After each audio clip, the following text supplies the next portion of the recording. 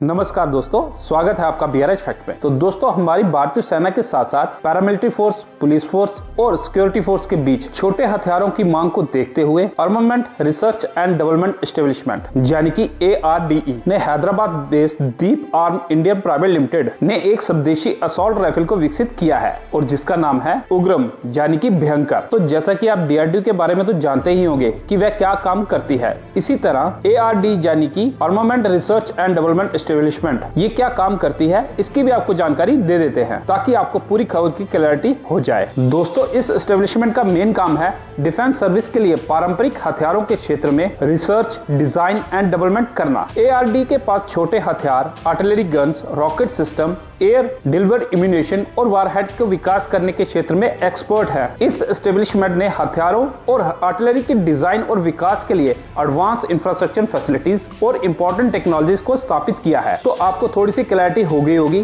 कि हमारे ARDE का मेन काम है क्या। तो चलिए चलते हैं अब मेन खबर पर। दरअसल दोस्तों, सोमवार 8 जनवरी को लेबोरेटरी परिसर में एक कार्यक्रम आयोजित किया गया। उस कार्यक्रम में ARDE द्वारा राइफल को पेश किया गया और इस अवसर पर लेबोरेटरी ने अपने छोटे हथियारों के बैरल मैन्युफैक्चरिंग फैसिलिटी का भी उद्घाटन किया, जो इंडियन आर्म फोर्स के साथ साथ प्राइवेट सेक्टर दोनों को छोटे हथियारों के निर्माण के लिए बैरल्स प्रदान करेगी, यानी कि बंदूक की नली का निर्माण करेगी। ये राइफल 7 mm से लेके 15 mm की असॉल्ट राइफल है, जिसे भारतीय सेना और पैरामिलिट्री फोर्स दोनों के लिए 100 दिन के भीतर विकसित किया गया। इस राइफल में 20 राउंड की मैगजीन आती है, जो मजबूत और फुल ऑटो मोड में फायर करती है। ये राइफल 500 मीटर तक असरदार और मैगजीन समेत राइफल का वजन 4 किलो से कम है और ये पूरी तरह से स्वदेशी राइफल है। राइफल का प्रदर्शन दीप आर्म इंडियन प्राइवेट लिमिटेड द्वारा किया गया और इसे ARDE के वैज्ञानिकों की देखरेख में असेंबल किया जा रहा है। अब ये एस्टेब्लिशमेंट अब इस राइफल के इंटरनल ट्रायल्स करेगा और इसके लिए भारतीय इन्फेंट्री डिवीजन के सर्विस आर्मी ऑफिसर और ARDE के एक्सपर्ट के साथ एक बोर्ड स्थापित किया जाएगा। तो ARDE को इस हथियार के ट्रायल के लिए 5 राइफलें मिली हैं। बताया जा रहा है कि इस सप्ताह या अगले सप्ताह तक इन छोटे हथियारों का परीक्षण होगा। परीक्षण के दौरान फायर की जांच करने वाले राउंड की संख्या,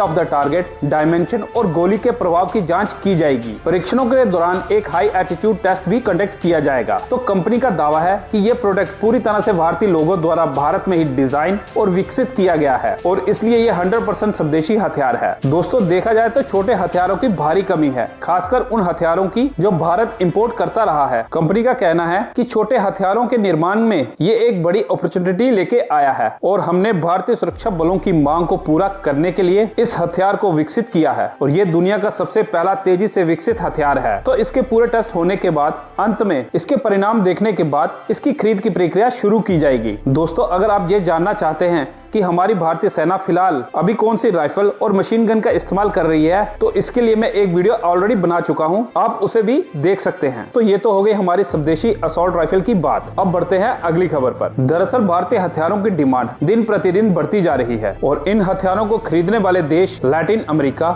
मध्य पूर्व, अफ्रीका और एशिया में से हैं। कई देशों ने पिछले कुछ सालों में भारतीय हथियारों को खरीदने में रुचि दिखाई है। वहीं एक्सपर्ट्स का मानना है कि भारत हथियारों में रुचि बढ़ने का मुख्य कारण भारतीय हथियारों और सैन्य उपकरणों की कम कीमत और विश्वास है। अब दुनिया भर के देशों को अब ये पता चल चुका है कि भारत कम कीमत और अच्छे हथियार प्रोवाइड कर सकता है। चीन के हथियार सस्ते तो होते हैं पर उनकी क्वालिटी पर किसी को विश्वास नहीं है। दोस्तों, एक्सपर्ट्स का कहना है कि अंतर्राष्ट्रीय बाजार में जो भारतीय हथियार धूम मचा रहे हैं उनमें पृथ्वी मिसाइल, आकाश मिसाइल और ब्रह्मोस मिसाइल प्रमुख हैं। इसके अलावा स्वदेशी लड़ाकू LCA तेजस, ध्रुव और प्रचंड हेलीकॉप्टरों ने फिलीपींस, मिस्र, अर्जेंटीना और नाइजीरिया जैसे देशों का ध्यान आकर्षित किया है। अगर हम बात करें कि भारत के किन हथियारों की मांग सबसे ज्यादा है तो वह Pinaka multi variant rocket launcher. तो जैसा कि आप जानते ही हैं कि भारतीय रक्षा मंत्रालय ने सैन्य हार्डवेयर के नामों का खुलासा किया था, जिसमें कहा गया था कि भारत ने पिछले साल 85 देशों को निर्यात किया था और निर्यात किए जाने वाले प्रमुख प्लेटफॉर्मों में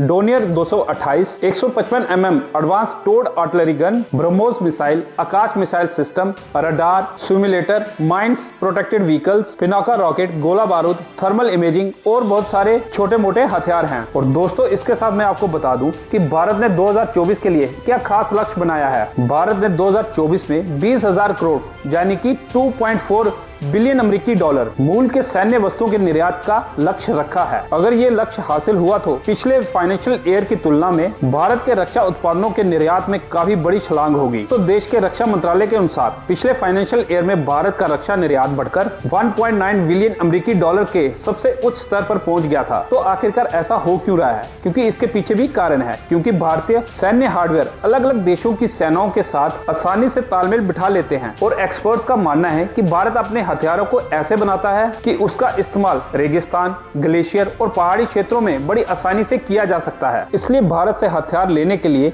काफी देशों ने रुचि दिखाई है। तो दोस्तों, आपके क्या विचार है दोनों खबरों पर? प्लीज कमेंट सेक्शन में अपने विचार जरूर बताना। और इसके साथ अगर आपको ये वीडियो अच्छी लगी हो तो इसे लाइक और चैनल को सब्सक्राइब कर देना। जय हिंद।